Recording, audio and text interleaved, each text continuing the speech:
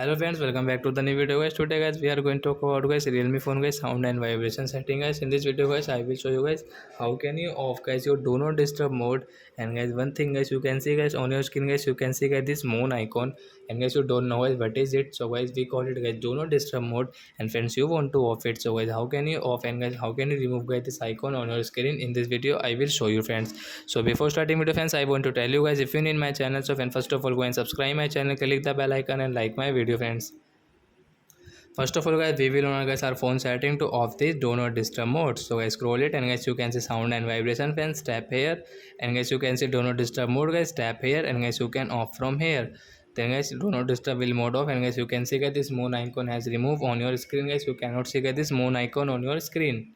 So I hope friends you have understood how to off do not disturb mode in a realme phone. So that's it guys, thanks for watching the video guys. Now we will meet on next video guys with new topic. Before going guys, please go and like my video, subscribe my channel. Bye bye friends.